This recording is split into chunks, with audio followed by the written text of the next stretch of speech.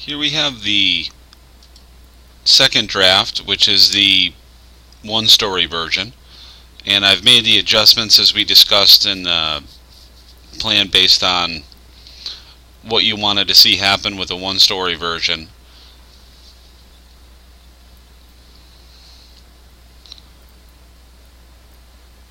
We swapped the half bath and added a laundry here instead of the closet. We added the slider and the kitchen with an eat-in area. Also, we've got this closet, which is going to kind of serve as a mudroom for the area as you walk in the door. It doesn't have a door on it, but it'll have a doorway to call it. We'll take a look at it in 3D. It'd be a better explanation. We can always put a door on it also. Your living room as it was. Everything else is pretty much the same. As we go down the stairs into the basement, we've got the den that you were looking for, and the 2 bedrooms, which is going to be kind of used as 3 with the partition in the middle. One thing to note, you do have the mechanicals over in this area here, the water heater and the furnace, but if you decided to kind of juggle things around a little bit, you could close off this corner and it could serve as a bedroom because there's egress here with the hatchway. And do note that there is a post here in the center, and that this wall here would serve as a bearing wall as well. So there'd be some kind of post built into that wall that would be hidden. And this is the same furniture that we looked at for the most part as the version with the second floor, except for I made this bed over here in the corner a little bit narrower to kind of fit it in. We've got our 4 foot by 4 foot sliding windows with the egress on the outside. Let's take a look at the whole house.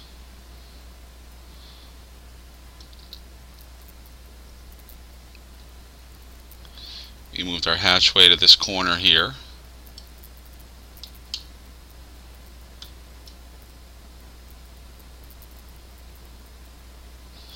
I didn't put anything outside the slider in the back. We didn't really talk about whether you were looking for a deck or just a set of stairs there. Might be making some adjustments to the windows on the outside.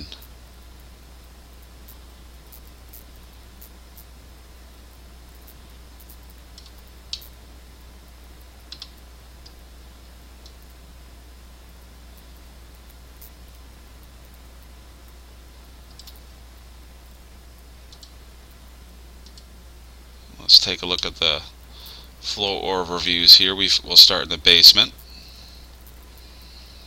Got this finished storage area over here. And I did put some carpet in this space as well.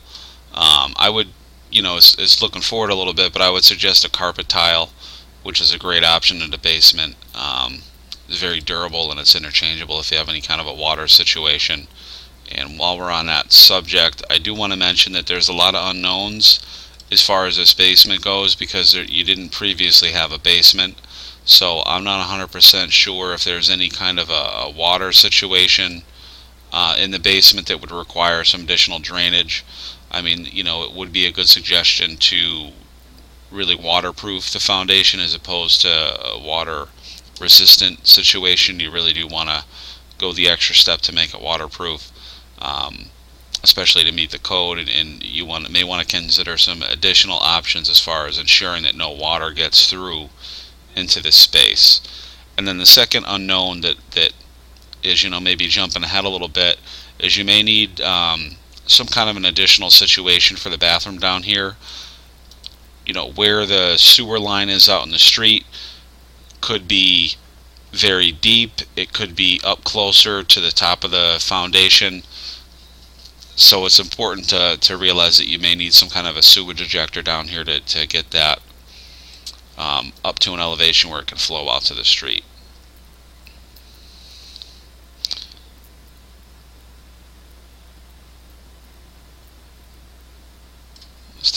upstairs.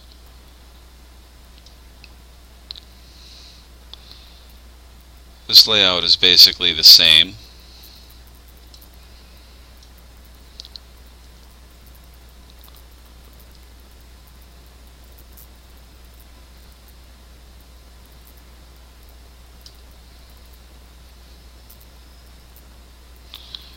Let's pay particular attention here to this dining space, which had a change to it.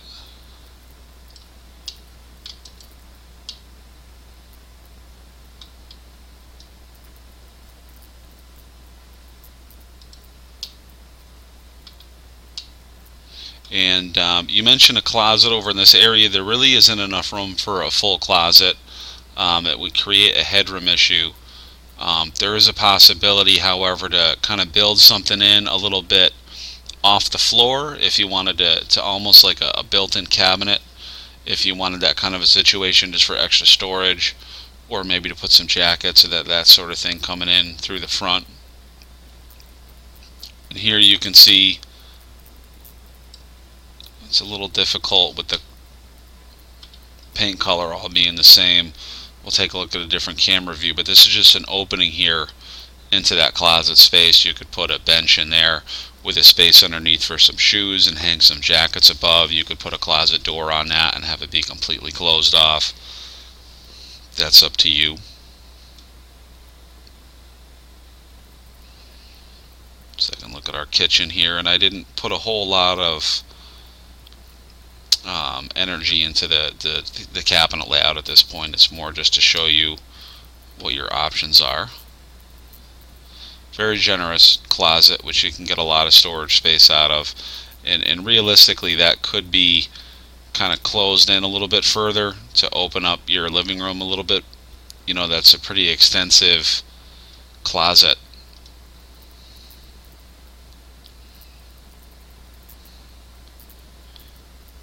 You know, and it's a little unorthodox, but I'll just kind of mention it. You know, this is kind of a tight area over here.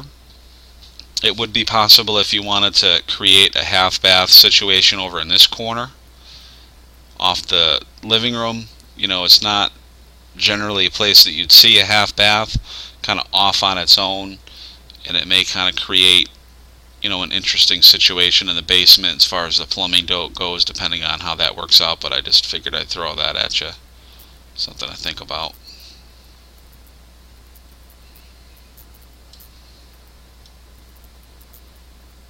And that's pretty much all we have to take a look at this point. You know, I think it'd be worthwhile to maybe take a closer look at this in person and kind of make the changes that we feel we need to fine-tune it.